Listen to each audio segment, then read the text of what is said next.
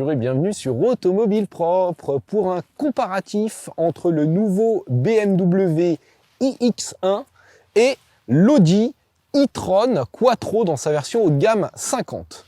Mais tout d'abord, je vous invite à vous abonner à la chaîne YouTube d'Automobile Propre et de ne pas oublier de cocher les notifications. Pour réaliser ce comparatif face au nouveau BMW iX1 xDrive 30, nous avons opté donc pour le haut de gamme Audi Q4, baptisé 50 e-tron Quattro. Il s'agit de deux SUV compacts 100% électriques. L'Audi mesure 4,59 m de long pour 1,87 m de large et 1,63 m de haut, tandis que le BMW mesure 4,50 m pour 1,85 m et 1,62 m de haut. Donc le BMW est légèrement plus court que son concurrent de chez Audi. Côté mécanique, ces deux versions haut de gamme reçoivent deux moteurs intégrés dans chacun des essieux. Alors sur l'Audi, nous avons deux moteurs synchrones à aimant permanent qui vont offrir 299 chevaux pour 472 Nm de couple, tandis que dans le BMW iX1, nous avons deux moteurs synchrones aussi, mais à rotor bobiné, qui vont offrir 313 chevaux pour 494 Nm de couple. Ces mécaniques sont alimentées par une batterie au lithium-ion de 64,7 kWh net dans le BMW iX1 et 76,16 kWh dans l'Audi e-tron Quattro. Nos deux protagonistes du jour sont très bien équipés puisque notre Audi Q4 est en finition S-Line avec une peinture violette Aurore facturée 1200 € ainsi que de magnifiques jantes aéro de 20 pouces facturées 1950 € et un toit ouvrant panoramique à 1530 €. Le BMW iX1 est quant à lui en finition X-Line avec une peinture blanc métallisé, facturé 890 €, des jantes de 19 pouces à 950 € et un toit ouvrant panoramique à 1250 €.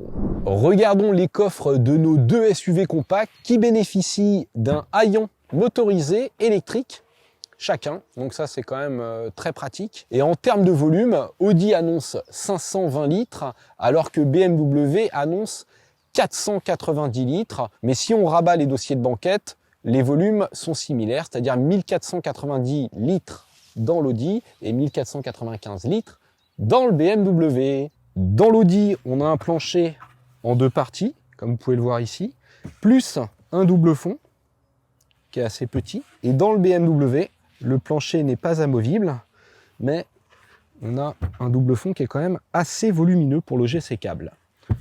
Mais dans les deux cas, on n'a pas de coffre à l'avant, pas de frunk sur ce SUV compact. À l'arrière du BMW iX1, on est bien installé. L'assise est un petit peu basse, vous voyez, j'ai les genoux un peu hauts. Mais par contre, c'est bien incliné et on peut modifier l'inclinaison des dossiers. Vous voyez, au niveau de la coudore notamment, comme ça. On peut le faire sur les trois parties. Deux petites buses de ventilation, deux petites prises USB. En revanche, la place centrale est difficilement exploitable parce qu'on a un petit tunnel et puis l'assise est quand même étroite et dure avec la coudoir. Donc on est très bien, mais à deux. À l'arrière de l'Audi Q4, on a un petit peu plus d'espace aux jambes que dans le BMW iX1 puisqu'on a un empattement supérieur, plus long. On a également une place centrale qui est plus exploitable puisqu'on a un petit peu plus de largeur au coude et en plus on a un plancher parfaitement plat. On a une sellerie cuir en option sur notre modèle d'essai, donc magnifique sellerie cuir. C'est du vrai cuir, précisons-le. Et on a des petites buses de ventilation ici également, ainsi qu'une clim 3 zones, mais ça c'est une option à 810 €. Comme dans le BMW, on a un toit ouvrant panoramique qui apporte de la luminosité. Il va un petit peu moins loin, mais globalement on est quand même mieux dans l'Audi que dans la BM. À l'avant de l'Audi Q4, le design est toujours aussi moderne et futuriste, très agréable, il vieillit bien. Les matériaux sont de bonne qualité, on a des plastiques bien rembourrés sur le dessus de la planche de bord, ici des plaquages façon aluminium. Seule chose qui est un peu dommage, c'est cette partie-là, noir laqué, ça attire toujours la poussière.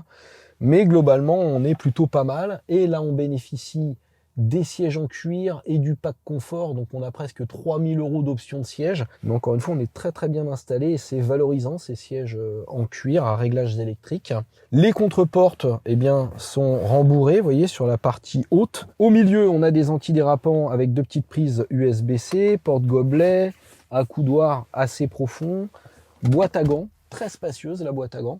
Côté multimédia, on a ce petit écran de 10,25 pouces. Vous voyez que la cartographie est quand même assez bien faite. C'est pas la fluidité d'une Tesla, on est d'accord, mais ça marche plutôt pas mal. Bien évidemment, on a Apple CarPlay, Android Auto, comme dans la BMW. On a des raccourcis de clim ici, donc c'est bien mieux que dans une Volkswagen ID3 par exemple. Donc je dirais que l'habitacle est à la fois moderne, bien fini et fonctionnel. À l'avant du BMW iX1, la présentation est vraiment impeccable. Vous voyez qu'on a un simili-cuir sur le dessus de la planche de bord, même chose sur le haut des contreportes, donc ça c'est très valorisant. Les sièges sont en simili-cuir aussi, mais c'est un simili vraiment bien fait. On bénéficie ici des sièges Advanced à 510 €. Si vous voulez des réglages électriques, c'est 700 € supplémentaires. Et notre modèle bénéficie aussi et surtout du pack innovation à 3350 €.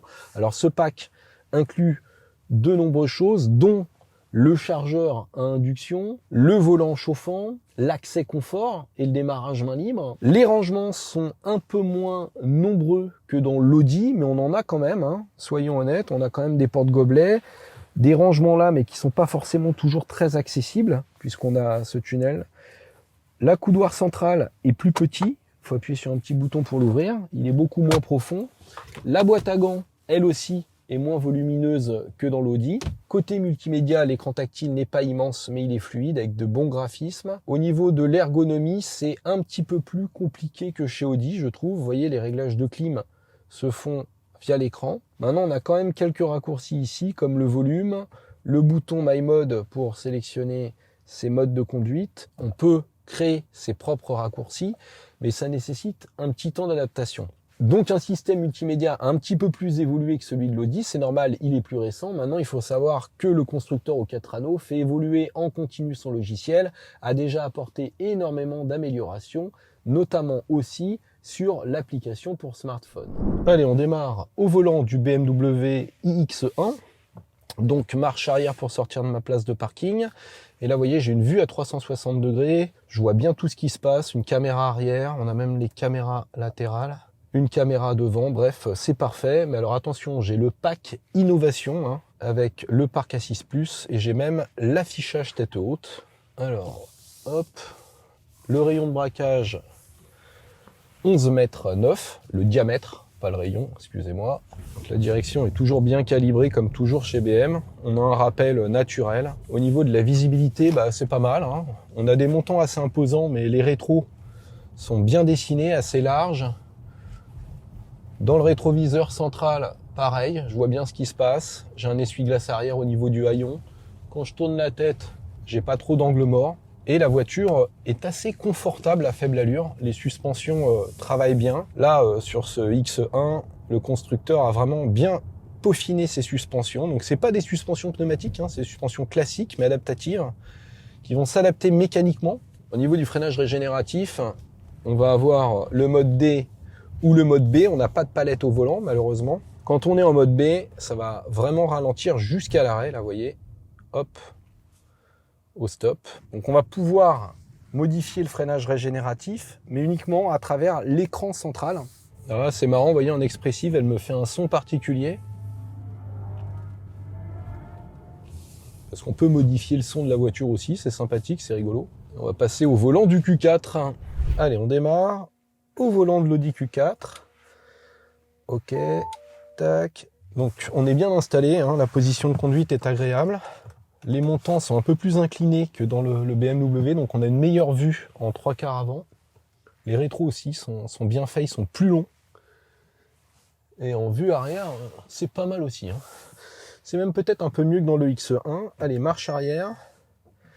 Clac. Alors là, il me met qu'un radar, mais on peut avoir la vue à 360 degrés, moyennant 720 €. On va modifier avec le Drive Select les modes de conduite. Bah, je suis en confort, donc normalement ça devrait être léger. Alors le diamètre de braquage, on est à 11,5. Donc c'est un peu mieux que le X1, mais c'est moins bien que les Q4 en 2 roues motrices qui braquent en 10,2. Là c'est normal, on a un moteur devant. Donc quand je lève le pied, c'est comme si j'étais en roue libre. J'ai aussi un mode B comme sur le BM, clac, et on va voir si ça va jusqu'à l'arrêt. Non, En fait, ça rampe un petit peu, vous voyez, à 5 km/h, un peu moins, à 3 km/h. Et ça ne va pas jusqu'à l'arrêt complet du véhicule. Alors là, on est sur un châssis sport en option à 250 €. Donc, plus les jantes de 21 pouces, la voiture est nettement plus ferme à faible allure. Maintenant, l'avantage du Q4, c'est qu'on peut opter en option pour des suspensions pilotées qui vont s'adapter en fonction des modes de conduite. Allez, on passe sur la route. Petit bout de départementale étroite et dégradée au volant du X1.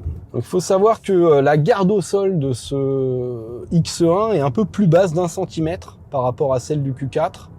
On est à 17 cm de garde au sol. Puis on a des roues plus petites, les 19, mais vous voyez, ça accroche plutôt pas mal. Et l'amortissement adaptatif M est tout aussi efficace qu'en ville ici. On est à 2010 kg, c'est 125 kg de moins que le Q4. Donc ça rend la voiture plus agile. En plus, la direction est un peu plus directe au niveau des commandes et même au niveau de la pédale de frein, c'est plaisant. On a du mordant. Là, je vais les prendre, les freins. Voilà.